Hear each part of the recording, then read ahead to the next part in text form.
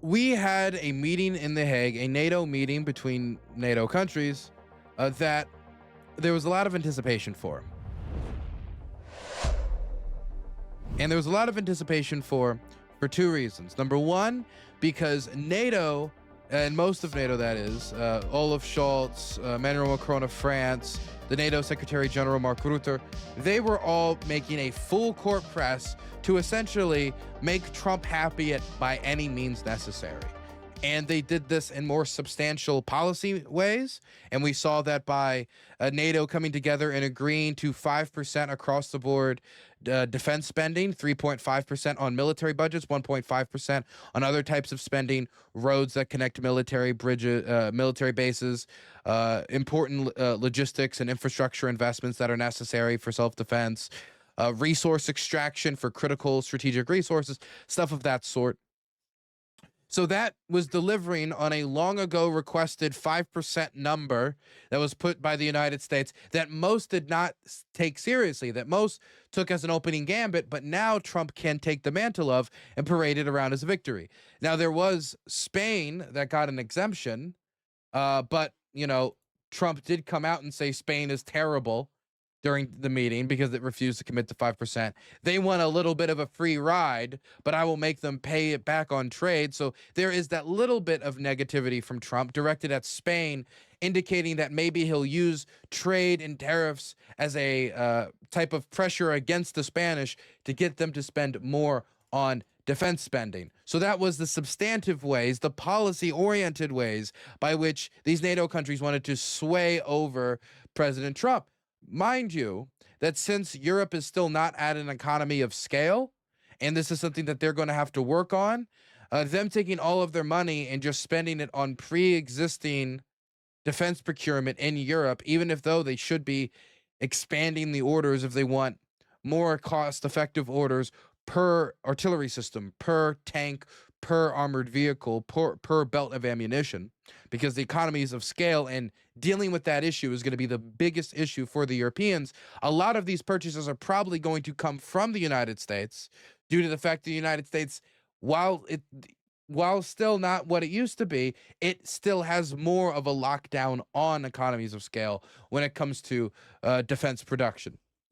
So this is something that could also benefit the United States. All these world leaders also spent a majority of the time at the conference and before the conference talking about how this could not have been done without Donald Trump. Mark Rutte specifically talked about that quite a bit. And one particularly humiliating moment was Mark Rutte saying, "Daddy sometimes has to use strong language. Daddy sometimes has to use strong language," in response to a question about Trump dropping the F-bomb in reference to the failures of the Iran-Israeli ceasefire to take root early on. Daddy sometimes has to use strong language. Trump gave a very interesting response to a reporter following up, asking if Trump is daddy, are the EU leaders his children?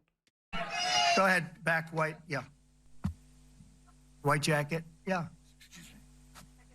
Go ahead, give my mic. Hello. Deborah Haynes from Sky News. Mark Rutte, the NATO chief, who is your friend, he called you daddy earlier.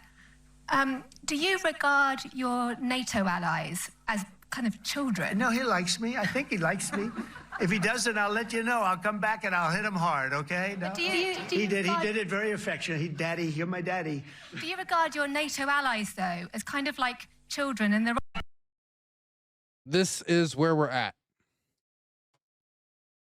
By the way, it did not stop here. Mark Rutte, as well as others, I know that Friedrich Merz, the Prime Minister of Germany, also took time to make sure that they were complimenting Trump's strike on Iran. Mark Rutte, particularly with a private message that Trump posted on social media, praised his strike on Iran as world-changing, history-defining. So, I mean, to be completely honest with you guys, it seems like not only did they give Trump a real, somewhat demonstrative policy win when it comes to them spending more, which, while they can, of course, say, was motivated by Trump, and that's probably true to a point, but was also, of course, motivated by the largest war in Europe since World War II. But also on top of that, there was just an overbearing amount of smoozing that was going on to try to woo Donald Trump towards putting more pressure on the Russians and clearly stating that the United States would be strong on Article 5. And the reason that is the case is Trump has been pretty flip-floppy on Article 5. Even while he was flying to the conference, Donald Trump suggested that Article 5 has many interpretations, Article 5 being the underpinning article by which mutual assured defense between NATO states is underpinned, and without it, the entire project of NATO becomes essentially defunct. He said there was multiple interpretations, and so there was a concern about the United States being not so infallible about standing with NATO states when he was just saying, oh, they're my friends. And, of course, the fact that the United States could leave Europe and the Ukrainians high and dry when it comes to Russian containment and supporting the Ukrainians and not abandoning them with this growing security crisis. So that's what this full court press was all about. Now, was this full court press successful? Well, maybe. Maybe somewhat. Signs are positive. But really, you got to understand, we're reading smoke signals. We're looking at the Aurora Borealis and trying to take, some conclusion from it. There's so many different signs being thrown out there, and we know how Trump can be, how temperamental he can be, how quick he can change depending on the last people he's having conversations with. And we know that Donald Trump is going to be following this meeting with a call with Vladimir Putin to once again attempt to get a deal. So that conversation with Vladimir Putin, maybe that'll change his tone. Maybe some closed-door meeting with somebody like J.D. Vance, who is somebody who can get the ear of the President of the United States. Maybe that will change his tone. Maybe something else we're entirely not considering will change his tone. Maybe some personal dilemma will change his tone. But the signs are not negative, which is probably the best we're going to get. First off, one thing that a lot of people were pointing towards, which some people even said looked like sympathy, is Donald Trump speaking to a Ukrainian reporter whose husband is on the front line and taking a moment to seemingly show some level of sympathy for them, whether it's for the cameras or it's something that you really believe is a genuine feeling held by the President of the United States. This does show a certain attuneness to, at least how it looks if you wanted to be uncharitable to the man, which I, in recent days, have been to a large extent, because I think that he has drained his charity on the issue after 160 days. Let's listen. White shirt. Oh, she's all excited. So, BBC News Ukrainian. Where are you from? I'm from Ukraine. Oh. So my question to you is whether or not the U.S. is ready to sell anti-air missile systems, Patriot, to Ukraine. We know that Russia has been pounding Ukraine really heavily right now. Are you living yourself now in Ukraine? My husband is there. Wow. And I can see you're very, it's amazing. And me with the kids, I'm in Warsaw actually, because he wanted me to be. Is your husband a soldier? No? He is. He's there now? Yeah. Wow. That's rough stuff, right? That's tough. And you're living here? In Warsaw. And you're a reporter? I am. Good. So let me just tell you, they do want to have the missiles, okay, as they call them. Who calls them that? And we're going to see if we can make some available. They're very hard to get. We need them too. We were supplying them to Israel, and they're very effective, 100% effective. Hard to believe how effective. And they do want that more than any other. Part of the reason we know how effective they are is because they've gotten a lot of data from their use in Ukraine, which have made them much more effective, which means they'll save more lives of America and her allies down the road. Thing, as you probably know. That's a very good question, and I wish you a lot of luck. I mean, I can see it's very upsetting to you. So some people looked at that interaction with the press and they said, well, it looks like he's softening to some extent. I wouldn't really put too much in this, but I know a lot of people have been giving it attention. And I do think that the journalist did a good job of asking that question. And it did show that Trump is at least somewhat open to the idea of selling anti-air missiles, which they're not usually called anti-missile missiles.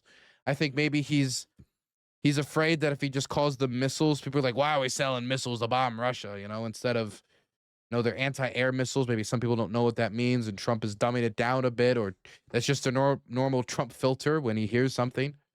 He just comes up with his own phrase for it and just says people are calling it that.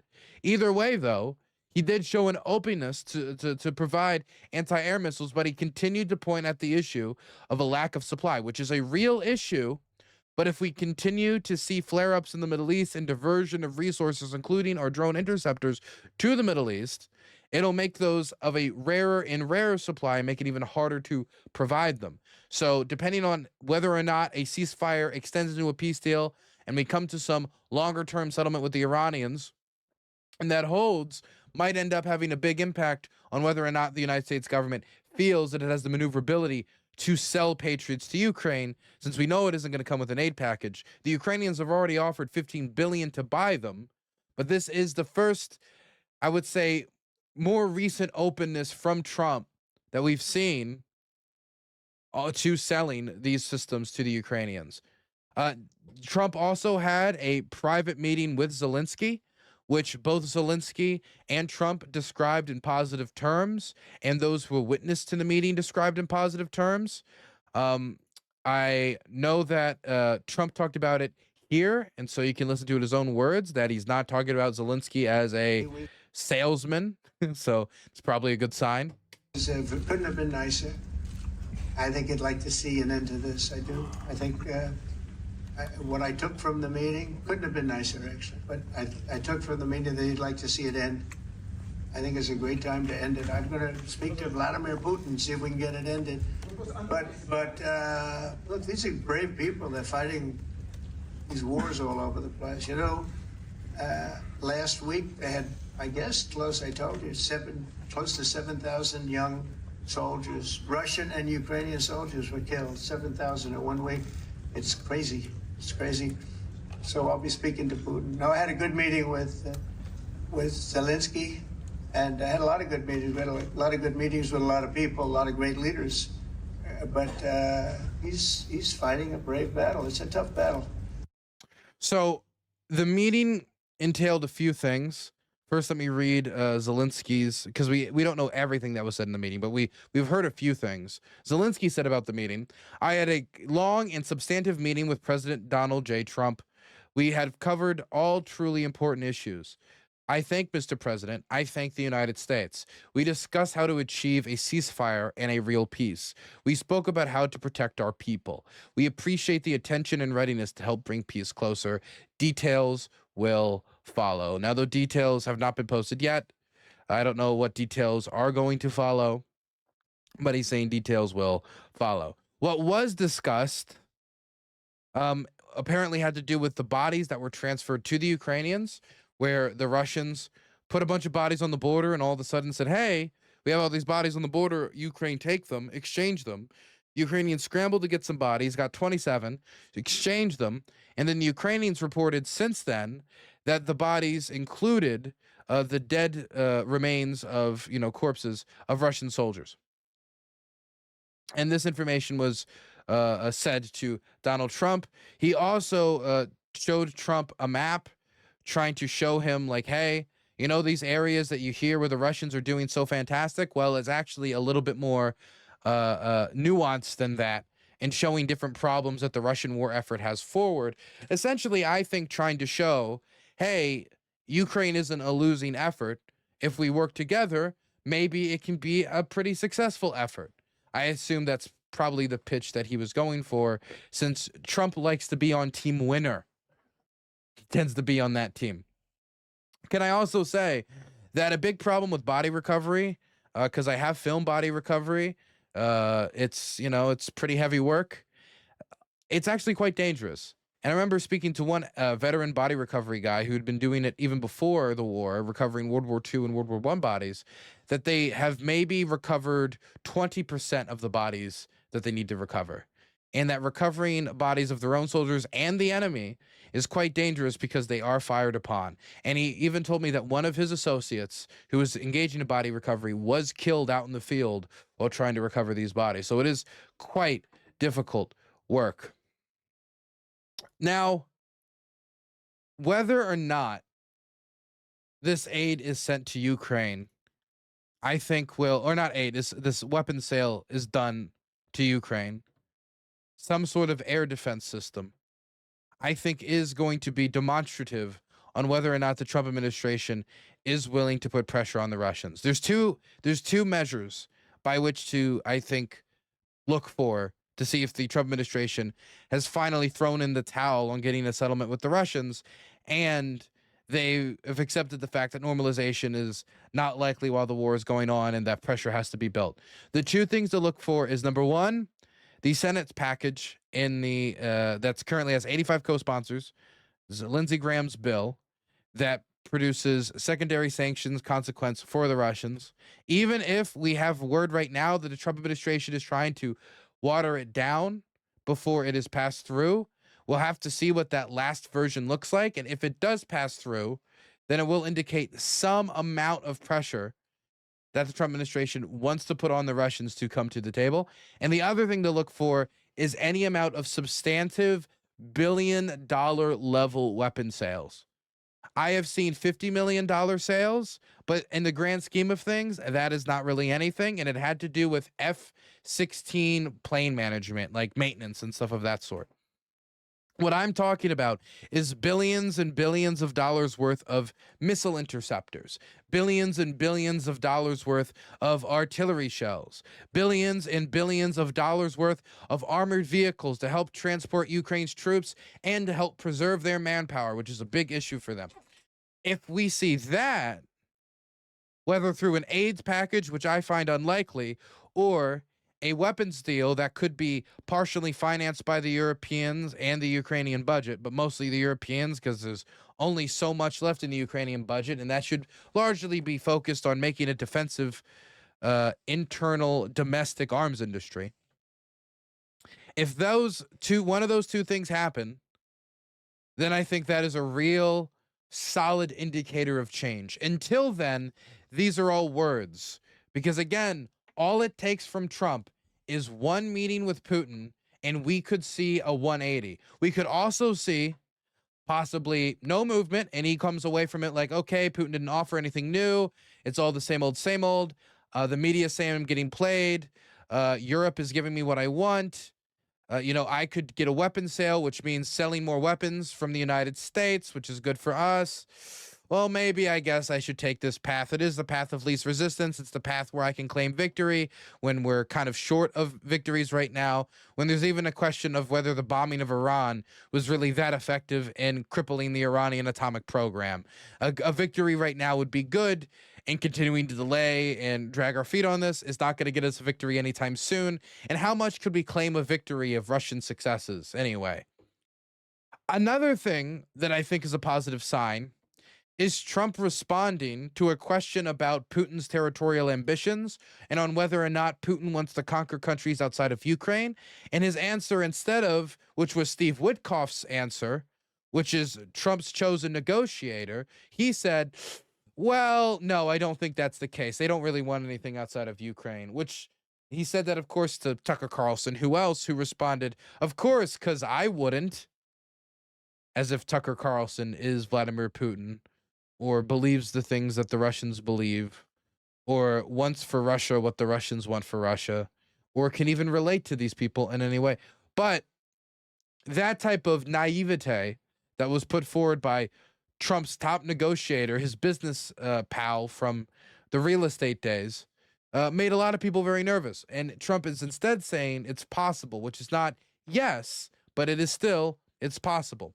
Speaking at the NATO press conference in The Hague on June 25th, U.S. President Donald Trump said it was possible Russia could target other countries beside Ukraine. When asked whether Russian President Vladimir Putin had territorial ambitions beyond Ukraine, Trump replied, it's possible.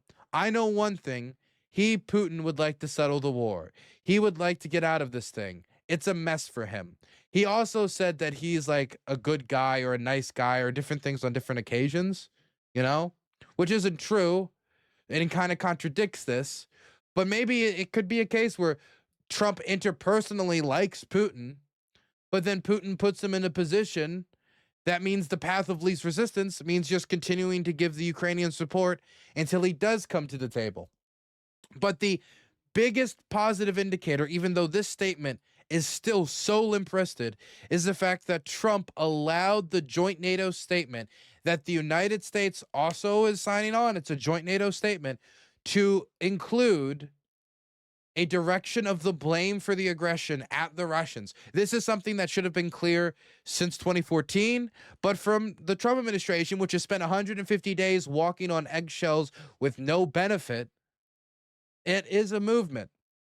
That is a movement. It also includes a clear statement of support for mutual defense, which, you know, maybe that just lasts for 24 hours and tomorrow we have Trump coming out again questioning Article 5. But for the meantime, it is at least a positive indicator. This is a very short joint statement, though. It's so short that we can actually read it all right now. We, the heads of the state and governments of the North Atlantic Alliance, have gathered in The Hague to reaffirm our commitment to NATO, the strongest alliance in history, and to the transatlantic bonds. We reaffirm our ironclad commitment to collective defense. This is very important that they included it, as enshrined in Article 5 of the Washington Treaty. That an attack on one is an attack on all. We remain united and steadfast in our resolve to protect our 1 billion citizens, defend the alliance, and safeguard our freedom and democracy.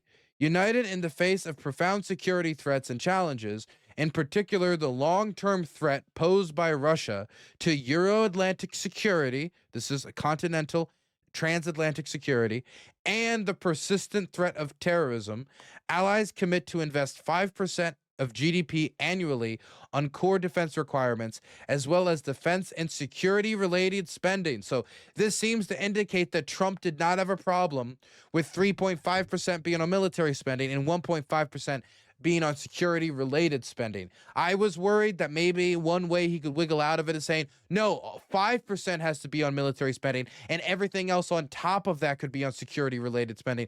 But we didn't see anything like that. And they have a date of 2035, which 10 years, I mean, hell, the spending on factory and industrial production alone should make up a good percentage of that 1.5 already. So 2035, I think, is doable. To ensure our individual and collective obligations in accordance with Article 3 of the Washington Treaty. Our investments will ensure we have the forces, capabilities, resources, infrastructure, warfighting readiness, and resilience needed to deter and defend in line with our 3 core tasks of deterrence and defense, crisis prevention and management, and cooperative security. Allies agree that 5% commitment will comprise 2 essential categories. There's the 3.5 and the 1.5. This is all stuff we've already talked about.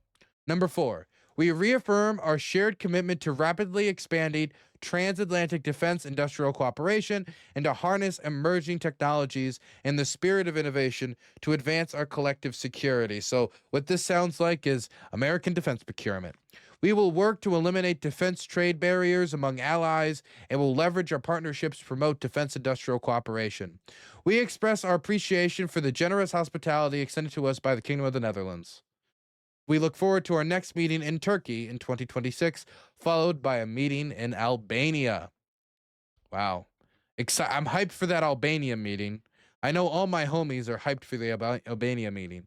But despite the maybes on air defense systems, despite the rededication to Article 5, when you listen to Marco Rubio, the head of the State Department and the National Security Council, the first person since Henry Kissinger to do it, says, the president has been abundantly clear that the Russia-Ukraine war must end. At today's NATO-Ukraine Council meeting, I reiterated that there is no military solution, only a diplomatic one.